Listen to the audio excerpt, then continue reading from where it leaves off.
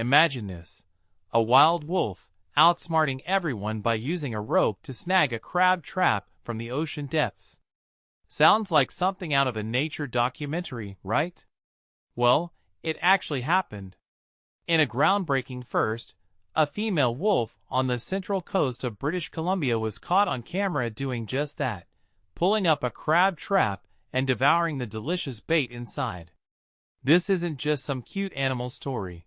It's a revelation that's changing how we think about animal intelligence. The incident, documented for the first time, shows a level of problem-solving previously unseen in wolves. But here's where it gets controversial. Some scientists are already debating whether this truly qualifies as tool use, or if it's simply a clever adaptation. What do you think? The crab traps in question belong to the Heiltsuk Nation, an indigenous community deeply committed to environmental stewardship.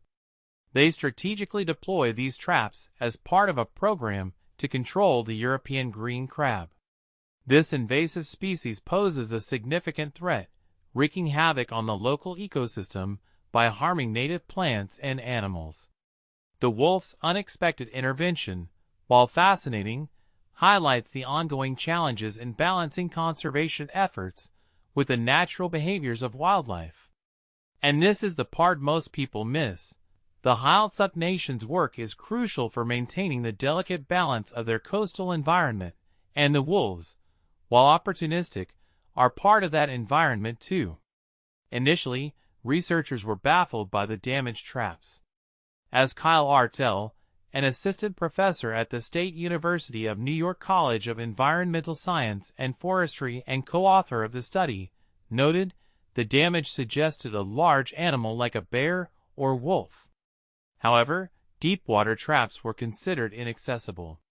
The assumption was that these animals, known for their terrestrial habits, wouldn't be able to dive deep enough to reach them. The assumption was it couldn't be a bear or a wolf because they don't dive. So who could it be? Artell explained. To solve the mystery, researchers set up cameras to monitor the traps. They initially suspected an otter or a seal. The footage revealed something far more surprising: a wolf swimming purposefully towards the shore, a floating buoy clutched firmly in her mouth.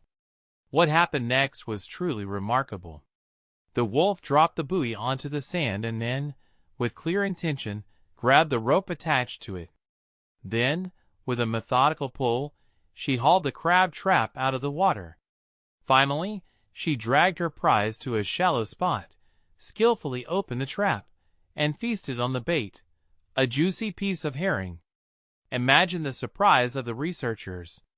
"We were amazed. It was not what we were expecting, to say the least," said Artell. Artell suggests that the wolf might have learned about the traps by observing humans deploying them from boats.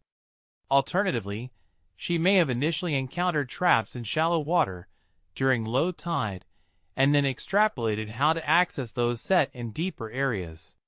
This demonstrates an incredible capacity for learning and adaptation. It's a sequence of behaviors that ultimately gets her towards the goal. It's problem-solving, and it's problem-solving exactly the way humans do it, Artell emphasized. He further noted that the wolf's actions appear deliberate, suggesting a clear plan rather than random behavior.